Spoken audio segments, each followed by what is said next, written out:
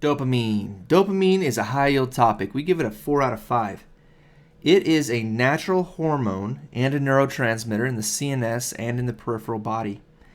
In the CNS, it plays pivotal roles in other high-yield topics such as Parkinson's disease and attention deficit hyperactivity disorder.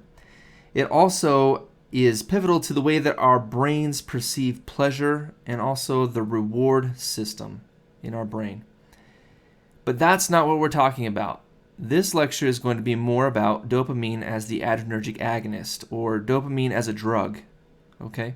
So if you need more information on Parkinson's or some of those other diseases of the central nervous system, you'll need to look those lectures up specifically. It is a catecholamine, meaning that it has a benzene ring and 2 hydroxyl groups, synthesized from tyrosine, but itself, it is actually an intermediate in the synthesis of norepinephrine. Okay?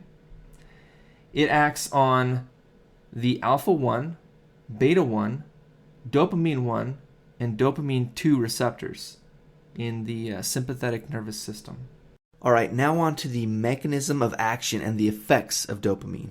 So we've already talked about what receptors are stimulated. We know that dopamine-1, dopamine-2, beta-1, and alpha-1 receptors are stimulated. This first bullet is talking about the affinity of these receptors for dopamine. So dopamine 1 and 2 receptors have the highest affinity for dopamine, and then alpha-1 has the least affinity. And I'm really not even going to cover what dopamine 2 receptors do, just because it's low yield for what you see physiologically. Also, the alpha-1 effects, that's kind of intuitive, so I mentioned that a little bit later, but I'm not going to go into detail what it does. I'm just going to focus on the first dopamine 1 and beta-1 receptors. We have not talked yet, if you follow the videos sequentially, we have not talked yet about what the dopamine 1 receptor is. Well, the dopamine 1 receptor acts postsynaptically to cause mostly a vasodilation of splanchnic organs. What does this do? Well, this increases blood flow to the kidneys and also the gut and other things. So why is that important? How does this compare to another pressor that we might use, such as norepinephrine? Because dopamine is used as a pressor. Norepinephrine, it clamps down on everything. That's not necessarily a good thing. In cases of shock, we are oftentimes worried about how much blood the kidneys are getting. Additionally, when a person comes in shock, their bodies are releasing a whole lot of epinephrine in an effort to try and increase their blood flow naturally. Well, this is a problem for the visceral organs because it's still clamping down on the blood flow to them. However, because we can stimulate the dopamine receptor, we can bypass that system. Remember, epinephrine works on alpha-1, alpha-2, beta-1, and beta-2.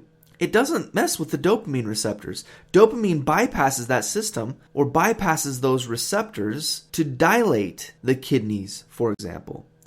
Well, that's great. That keeps the kidneys perfused.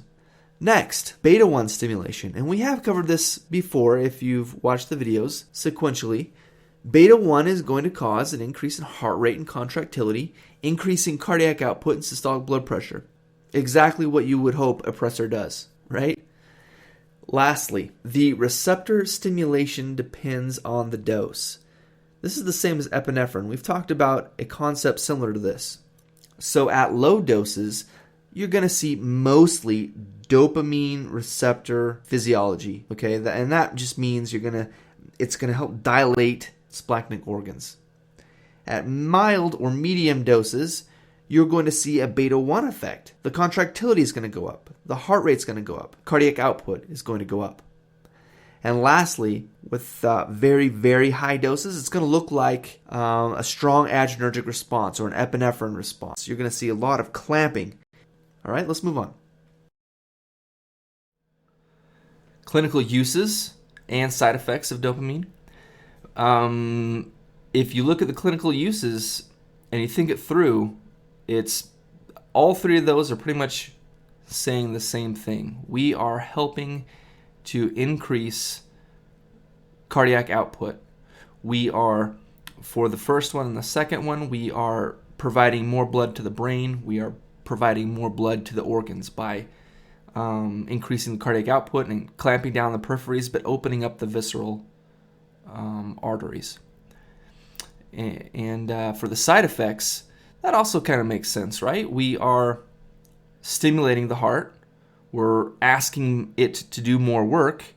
Therefore, if someone is predisposed to angina, it's going to cause angina. It's going to hurt. It's going to cause the heart to get a little bit hypoxic. And also, you could have the side effect of cardiac arrhythmias. That should also make sense. If someone's got a weak heart, they're an elderly person, they could go into an arrhythmia, a dysrhythmia. All right. Knowledge challenge. What peripheral physiologic effect does dopamine have when given IV at low doses? The correct answer is B, change in renal arterial tone.